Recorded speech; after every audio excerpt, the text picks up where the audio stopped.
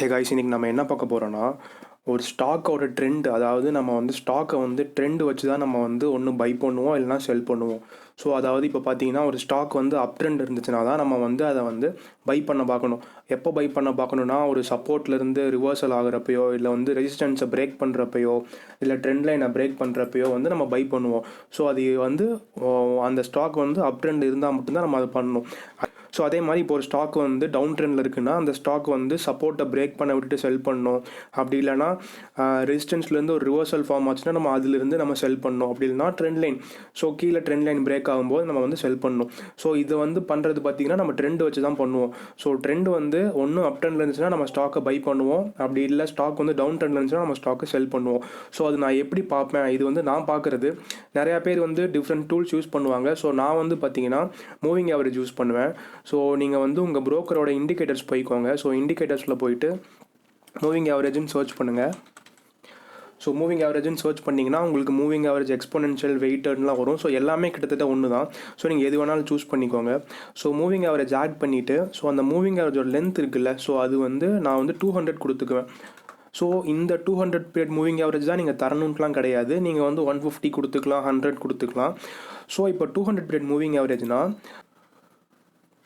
Last 200 candle இருக்குல்ல, so அதோட closing ப்ரைஸை எடுத்து எல்லாத்தையும் ஆட் பண்ணிவிட்டு நமக்கு அந்த ஆவரேஜ் தருவாங்க. ஸோ அதுதான் வந்து மூவிங் ஆவரேஜ். ஸோ நான் 200 பீரியட் ஆட் பண்ணிக்குவேன். ஸோ ஆட் பண்ணிவிட்டு ஒன்ஸ் பார்த்தீங்கன்னா ப்ரைஸ் வந்து 200 பீரியடுக்கு மேலே இருந்துச்சுன்னா நான் வந்து அப்போ வந்து பை பண்ண பார்ப்பேன். 200 பீரியடுக்கு கீழே இருந்துச்சுன்னா நான் வந்து அந்த ஸ்டாக்கை வந்து செல் பண்ண பார்ப்பேன். இப்போ நான் உங்களுக்கு லைவாக எக்ஸாம்பிள் காமிக்கிறேன். ஸோ இது வந்து பார்த்தீங்கன்னா ரிலையன்ஸு, நான் 30 மினிட்ஸ் டைம் ஃப்ரேமில் எடுத்திருக்கேன். ஸோ நான் சொன்ன மாதிரியே 200 பீரியட் மூவிங் ஆவரேஜ் நான் போட்டுட்டேன். ஸோ இப்போ போட்டுட்டு இப்போ பாருங்கள், இங்கே ஒரு ட்ரெண்ட் லைன் ஃபார்ம் ஆகுதா. ஸோ இப்போ பாருங்கள், நான் இங்கே ஒரு ட்ரெண்ட் லைன் வரைகிறேன். ஸோ இங்கே ஒரு ட்ரெண்ட் லைன் வரைஞ்சிட்டேன். ஸோ நான் என்ன பண்ணுவேன், எனக்கு இங்கே தெரிஞ்சிருச்சு இங்கே ஒரு ட்ரெண்ட் லைன் ஃபார்ம் ஆகிட்டு இருக்குன்ட்டு. ஸோ இது வந்து பிரேக் பண்ண விட்டுட்டு நான் பை பண்ணலாம். ஸோ நான் என்ன பண்ணுவேன், மூவிங் ஆவரேஜை இது ஆன் பண்ணிக்குவேன். ஆன் பண்ணிவிட்டு நான் ட்ரெண்ட் எப்படி இருக்குன்னு நான் பார்ப்பேன். ஸோ பார்த்தீங்கன்னா ப்ரைஸ் வந்து இந்த மூவிங் ஆவரேஜுக்கு மேலே தான் ட்ரேட் ஆகிட்டே இருக்குது. ஸோ இது வரைக்கும் கீழே வந்து அகெயின் பார்த்தீங்கன்னா இந்த இதை பிரேக் பண்ணுறப்போ, இந்த ட்ரெண்டை பிரேக் பண்ணுறப்போ பார்த்தீங்கன்னா ப்ரைஸ் வந்து மேலே இருக்குது. ஸோ நான் தாராளமாக இந்த இடத்துல நான் வந்து பை பண்ணுவேன்.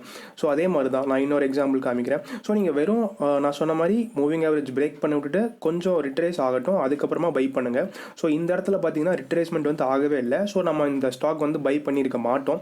அதாவது நமக்கு வந்து பிரேக் பண்ண விட்டுட்டு ப்ரைஸ் வந்து கொஞ்சம் கீழே வரும். ஸோ அதாவது கொஞ்சம் நல்லா ஃபோர்ஸாக ஒரு இடத்த உடச்சிட்டு ப்ரைஸ் வந்து கீழே வந்துட்டு திரும்பி மேலே போகும். ஸோ அந்த மேலே போகிறப்ப தான் நம்ம பை பண்ணோம்.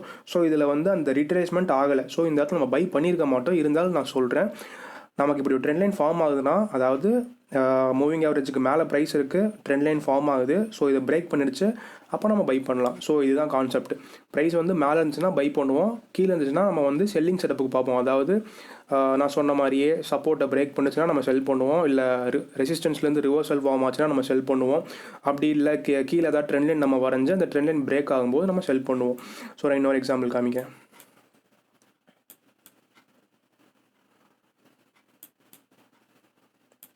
அண்ட் தென் இங்கே பாருங்கள், ஸோ ப்ரைஸ் வந்து இங்கே இருக்குது, கீழே விழுந்திருக்கு, அகெயின் மேலே போயிருக்கு, கீழே விழுந்திருக்கு. அகெயின் பார்த்தீங்கன்னா இது வந்து ஒரு கிட்டத்தட்ட ஒரு டிசெண்டிங் ட்ரையாங்கிள். ஸோ நான் ட்ரையாங்கிள் பேட்டர்ன், சார்ட் பேட்டர்ன்லாம் வந்து, அதாவது சார்ட் பேட்டர்ன்ஸ்லாம் வந்து நான் இனிமேல் தான் வீடியோ போடுவேன்.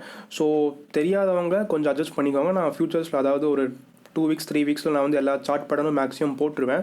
ஸோ தெரிஞ்சவங்க கவனிச்சுக்கோங்க. தெரியாதவங்க வந்து ஓகே, டிசெண்டிங் ட்ரையாங்கிள் பேட்டர்னா அது வந்து ஒரு செல்லிங் பேட்டர்ன், அதாவது ப்ரைஸ் வந்து செல் பண்ணணும்னு சொல்கிற பேட்டர்னு.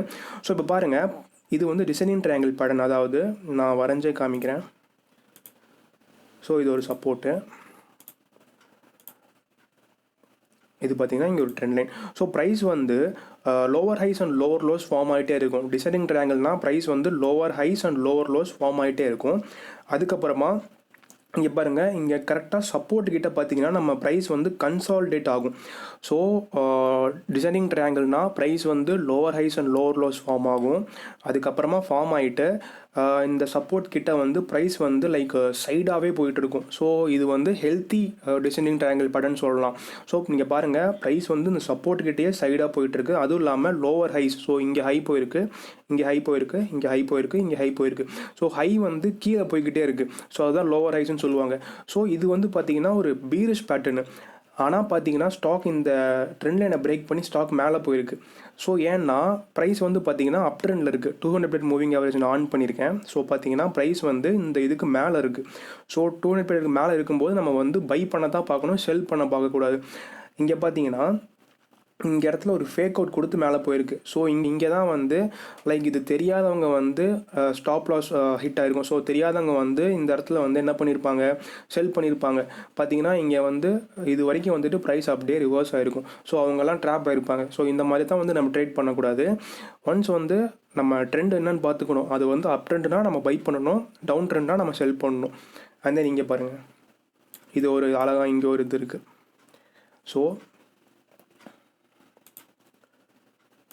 இங்கே பார்த்தீங்கன்னா இங்கே ஒரு ட்ரெண்ட் லைனு. ஸோ நான் வரைஞ்சிட்றேன். ஸோ இந்த ட்ரெண்ட் லைன் பார்த்தீங்கன்னா இது ஒரு ட்ரெண்ட் லைன் கீழே வந்துக்கிட்டு இருக்கா ப்ரைஸு. ஸோ ப்ரைஸ் வந்து பார்த்தீங்கன்னா மேலே இருக்குது, மூவிங் ஆவரேஜுக்கு மேலே இருக்குது. இந்த ட்ரெண்ட் லைனை பிரேக் பண்ணிவிட்டு ப்ரைஸ் வந்து மேலே போயிடுச்சு. அண்ட் தென் இங்கே பாருங்கள். ஸோ இது வந்து நம்ம வந்து அசெண்டிங் ட்ரையாங்கிள்னு சொல்லுவோம். ப்ரைஸ் வந்து ஹையர் லோஸ் ஃபார்ம் ஆகிட்டே இருக்கும். ஸோ இங்கே பாருங்கள், நான் வரைஞ்சி காமிக்கிறேன். ஸோ இது ஒரு லோ, இது ஒரு லோ, இது ஒரு லோ, இது ஒரு லோ. ஸோ ப்ரைஸ் பார்த்தீங்கன்னா லோ வந்து மேலே போய்கிட்டே இருக்கும். அதுதான் ஹையர் லோஸ்ன்னு சொல்லுவாங்க. ஹையர் லோஸ்னால் அதாவது ப்ரைஸ் வந்து ரெசிஸ்டன்ஸ்க்கு ஹையர் லோஸ் ஃபார்ம் ஆகிட்டே இருந்துச்சுன்னா நம்ம அதை வந்து அசெண்டிங் ட்ரையாங்கிள்னு சொல்லுவாங்க. ஸோ இங்கே பாருங்கள், இது ஒரு ரெசிஸ்டன்ஸ். ஸோ நான் இங்கே ஒரு ரெசிஸ்டன்ஸ் வரைகிறேன். ஸோ வரைஞ்சிட்டேன். ப்ரைஸ் வந்து ஹையர் லோஸ் ஃபார்ம் ஆகிக்கிட்டே போயிட்டுருக்கு. ஸோ இது வந்து ஒரு இது வந்து ஒரு புல்லிஷ் பேட்டர்னு.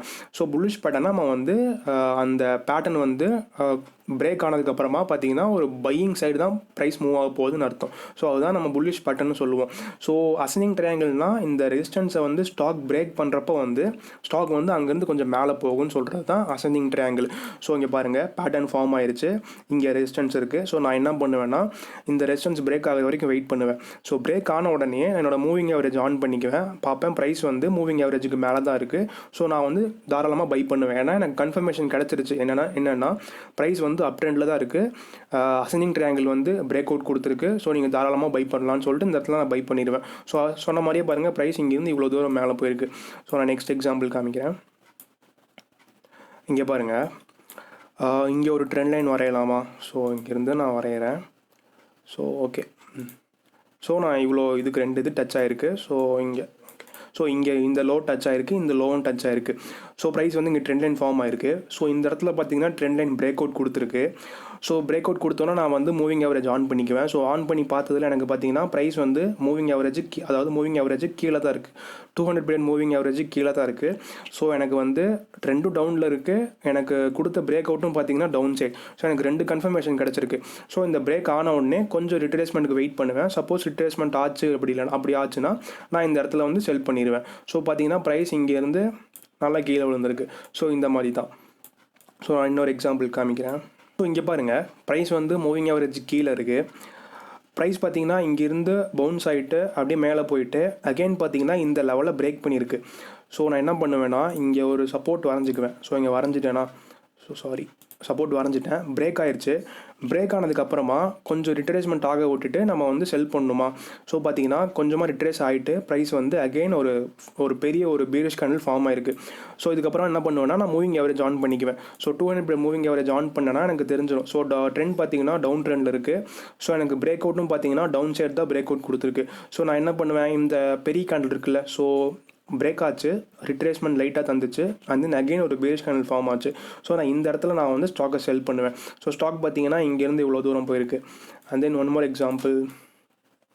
ஸோ பாருங்கள், ப்ரைஸ் இங்கேருந்து ஒரு பவுன்ஸ் ஆகிட்டு அகெயின் திரும்பி ஃபால் ஆகிட்டு நான் வந்து இந்த லோ கீழே இங்கே இந்த லோ நான் மார்க் பண்ணியிருப்பேன். ஸோ இது கீழே போனதுக்கப்புறமா நான் செல் பண்ணலான்னு ஒரு ஐடியாவில் இருந்திருப்பேன். ப்ரைஸ் வந்து அப்படியே ஃபார்ம் ஆகிட்டு கீழே வந்து கரெக்டாக இந்த சப்போர்ட் கிட்ட வந்தோன்னா லைட்டாக கொஞ்சம் டைட் கன்சாலிடேஷன் நடந்து ஒரு பிரேக் அவுட் கொடுத்துருக்கு. பிரேக் அவுட் கொடுத்துட்டு நம்ம ரிட்ரேஸ்மெண்ட்டுக்கு வெயிட் பண்ணுமா. ஸோ அகைன் ரிட்ரேஸ்மெண்ட் லைட்டாக ஆயிருக்கு, ஒரு back to back green candle வந்திருக்கு. அண்ட் தென் ஆஃப்டர் தட் பாருங்கள் ஒரு ஸ்ட்ராங் ஒரு பேரிஷ் கேண்டில் வந்திருக்கு. ஸோ நான் இப்போ என்ன பண்ணுவேன், மூவிங் ஆவரேஜ் ஆன் பண்ணி பார்த்துக்குவேன். மூவிங் ஆவரேஜ் பார்த்தீங்கன்னா எனக்கு வந்து ப்ரைஸ் வந்து மூவிங் ஆவரேஜ் கீழே தான் இருக்குது. ஸோ நான் தாராளமாக இந்த இடத்துல நான் வந்து செல் பண்ணுவேன். ஸோ ப்ரைஸ் வந்து பார்த்தீங்கன்னா அப்படியே கீழே போயிருக்கு. ஸோ நான் இங்கே வந்து இந்த மாதிரி தான் வந்து ஒரு ஸ்டாக்கை நீங்கள் பை பண்ணணும், செல் பண்ணணும். நீங்கள் என்றைக்குமே ஒரு ஸ்டாக் வந்து அப் ட்ரெண்டில் இருந்துச்சுன்னா நீங்கள் அந்த ஸ்டாக்கை வந்து பை பண்ண தான் பார்க்கணும். அந்த ஸ்டாக் அப் ட்ரெண்டில் உங்களுக்கு வந்து ஒரு டவுன் சைட் பிரேக் அவுட்டே கொடுத்தா கூட நீங்கள் வந்து செல் பண்ணவே கூடாது. ஸ்டாக் அப் ட்ரெண்டில் இருந்துச்சுன்னா நீங்கள் பை பண்ணணும், ஸ்டாக் டவுன் ட்ரெண்டில் இருந்தால் செல் பண்ணணும், அவ்வளோதான். ஸோ இதை மட்டும் மறக்கவே மறக்காதீங்க. அண்ட் தென் இவ்வளோ தான். நான் மேக்ஸிமம் வந்து 200 பீரியட் மூவிங் ஆவரேஜ் மட்டும்தான் யூஸ் பண்ணுவேன். நீங்கள் உங்களுக்கு வேணுன்னா 150 அந்த மாதிரி கூட நீங்கள் சூஸ் பண்ணிக்கலாம். பட் நான் அது யூஸ் பண்ணதில்லை. மேக்ஸிமம் 200 தான் யூஸ் பண்ணியிருக்கேன். ஸோ உங்களுக்கு ஏற்ற 150யோ இல்லை 200ஓ இல்லை அந்த மாதிரி எதாவது யூஸ் பண்ணிக்கோங்க. 200க்கு மேலே எதுவும் யூஸ் பண்ண வேண்டாம். ஸோ அவ்வளோதான். இந்த வீடியோ பிடிச்சிருந்தனா லைக் பண்ணுங்கள், ஃப்ரெண்ட்ஸ் எல்லாத்துக்கும் ஷேர் பண்ணுங்கள். ஏதாவது டவுட்னா கமெண்ட் பண்ணுங்கள், சேனலில் மறக்காமல் சப்ஸ்கிரைப் பண்ணுங்கள். தேங்க்யூ.